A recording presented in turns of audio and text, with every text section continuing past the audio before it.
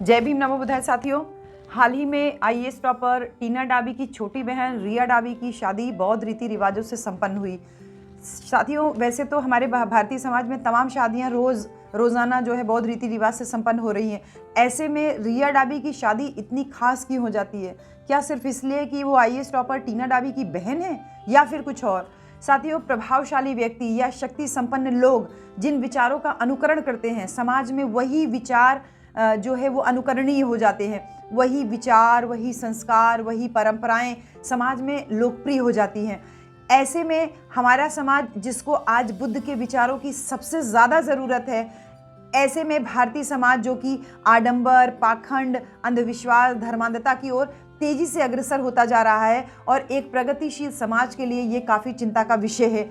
एक तरफ हम डेमोग्राफिक डिविडेंड की बात करते हैं, वहीं दूसरी तरफ हमारे युवा धर्मांध होकर के उन्मादी हो रहे हैं, धर्म के नाम पे होते जा रहे हैं। ऐसे में डेमोग्राफिक डिविडेंड की एक तरफ बात कर रहे हैं और दूसरी तरफ हम डेमोग्राफिक बर्डन क्रिएट कर रहे हैं। साथियों, तो अच्छी वही विचारधारा होगी जिसको समाज को बदल पाने की क्षमता होगी, और समाज को बदल पाने की क्षमता उसी में होगी जिसकी समाज में पॉपुलैरिटी होगी, जिसके समाज में प्रभावी फॉलोअर होंगे। साथियों, आज समाज को एक सकारात्मक बदलाव की ज़रूरत है, और जिस तरह से भारतीय समाज की बनावट है, ऐसे में बुद्ध के विचारों के द्वारा ही समाज को प्रगतिशीलता की ओर ले जाया जा सकता है। रिया डाबी सिर्फ आईएएस टॉपर टीना डाबी की बहन ही नहीं है, वो स्वयं भी आईएएस टॉपर रही हैं। 15वीं रैंक थी उनकी। वो स्वयं एक सिविल सर्वेंट हैं, एक यंग आईएएस अधिकारी हैं। भारतीय समाज में एक यंग आईएएस अधिकारी का क्या रुतबा होता है, क्या स्टेटस होता है, क्या स्थान होता है, ये मुझे बताने की ज़रूरत नहीं है। ऐसे में एक प्रभावशाली व्यक्ति जब बौद्ध रीति रिवाजों से शादी करता है, विवाह करता है, तो कहीं ना कहीं समाज में भी एक सकारात्मक संदेश दे रहा होता है। यह समाज को बदलावों की तरफ ले जा रहा होता है, एक इशारा जैसा होता है। हाल ही में टीना डाबी ने भी प्रदीप गावड़े जी, जो कि खुद भी एक आईएएस अधिकारी हैं, उनके साथ बौद्ध रीति रिवाज से शादी किया। और आज जब उनकी छोटी बहन रिया डाबी और मनीष कुमार, जो कि आईपीएस अधिकारी हैं, ने बौद्ध रीति रिवाजों से शादी किया, तो इस प्रकार से बुद्ध के विचारों को और धम्म के सिद्धांतों के प्रचार प्रसार में एक बड़ी महत्वपूर्ण भूमिका का निर्वहन किया है।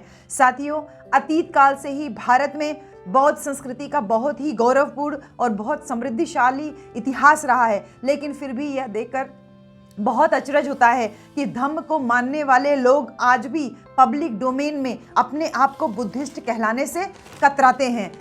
ऐसे में जो भारतीय समाज है, जहाँ पे शादी विवाह जो है वो एक, वैसे तो नॉर्मली देखा जाए तो बेहद व्यक्तिगत और बेहद पारिवारिक समारोह होता है, लेकिन इंडियन सोसाइटी, भारतीय समाज में यह एक सामाजिक समारोह के रूप में देखा जाता है, एक सांस्कृतिक समारोह के रूप में माना जाता है, ये एक बड़े सेलिब्रेशन के रूप में देखा जाता है। छोटी शादी हो या बड़ी शादी हो, उसको एक बड़े पारिवारिक समारोह के रूप में देखते हैं। भारत में शादियाँ नहीं होती, यह एक ऐसा अवसर होती है, एक ऐसा माध्यम होती है, जिसकी एक ऐसा बहाना होती है जिससे समाज में कुछ बदलाव लाया जा सके।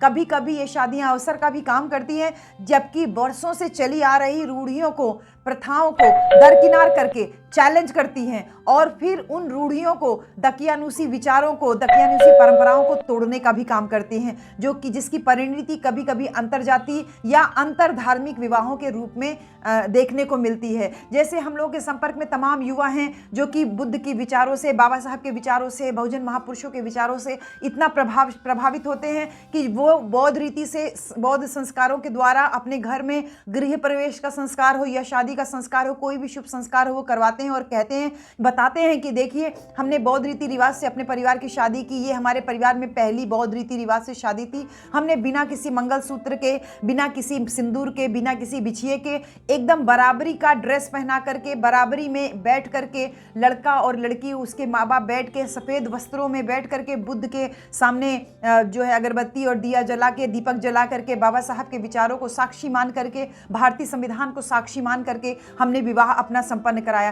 तो ऐसे में कितना अच्छा लगता है जब वो उस विचारधारा से ओतप्रोत होते हैं। ऐसे में जब शादी केवल शादी मात्र नहीं रह जाती, बहुजन समाज के लोगों के लिए तो एक ऐसा जरिया बन जाती है जिसमें कि वो अपने गिरेबान में झांकते हैं, वो देखते हैं कि कभी कभी ये रस्में हमारे सोए हुए ज़मीर को जगाने का काम करती हैं, सोए हुए ज़मीर को आईना दिखाने का कार्य करती हैं। जहाँ यहाँ की एक वर्ग विशेष के लोग दूल्हे को आज घोड़ी चढ़ने पर, जबकि उसकी शादी हो रही होती है, उसको रोकते हैं। तो ऐसे में ये रस्में हमको बताती हैं कि हमारा समाज में क्या स्थान है, हमारे आत्मसम्मान का इन समाज में क्या मोल है। कुछ महीने पहले की ही बात है जब एक आईपीएस अधिकारी, जो कि वर्तमान में आईएएस हो चुके हैं, उनकी जब अपनी शादी हुई तो उनको घुड़चढ़ी करने के लिए, यानी कि घोड़े पे चढ़ने के लिए रोका गया। जो उपद्रवी समाज के लोग थे उन्होंने उनको रोका, और सिर्फ इस वजह से क्योंकि वो अनुसूचित वर्ग से आते थे। कितने शर्म की बात है साथियों कि एक आईपीएस अधिकारी को घोड़ी चढ़ने के लिए, अपनी बारात निकालने के लिए पूरे पुलिस महकमा को लगाना पड़ा, पुलिस फोर्स को लगाना पड़ा, सिर्फ इसलिए कि समाज में छुआछूत, भेदभाव, ऊंच नीच जैसी विचारधारा को मानने वाले लोग शक्ति संपन्न हैं। अगर उसी समाज में समता मूलक विचारों का पोषण करने वाले लोग शक्तिशाली होते तो उस आईपीएस को घोड़ी चढ़ने से या फिर शादी की रस्म अदायगी करने के लिए पुलिस फोर्स को लगाने की जरूरत नहीं पड़ती। सारा संस्कार खुशी खुशी संपन्न हो जाता।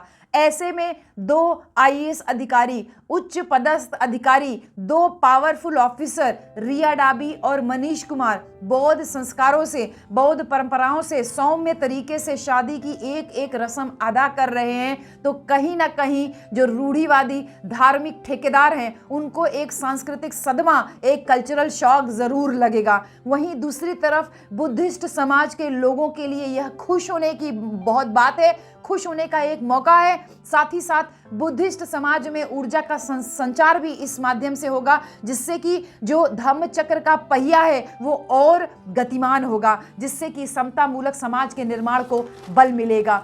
साथियों, जो भी बात हम कर रहे हैं, रिया डाबी और मनीष के को इनके कदम से, इनकी बौद्ध रीति रिवाज से जो शादी करने का इन्होंने इतना शानदार फैसला किया और शादी किया, इनके इस कदम से लाखों युवाओं को भारतीय समाज में एक संदेश है, एक समता मूलक समाज के निर्माण में कहीं न कहीं यह एक सांस्कृतिक करवट है। खैर, पूरे बुद्धिस्ट समाज की तरफ से नव दंपति रिया डाबी और मनीष कुमार को बहुत सारा प्यार, बहुत सारा दुलार और ढेर सारा आशीष, मंगल कामनाएं और आशीर्वाद। जय भीम।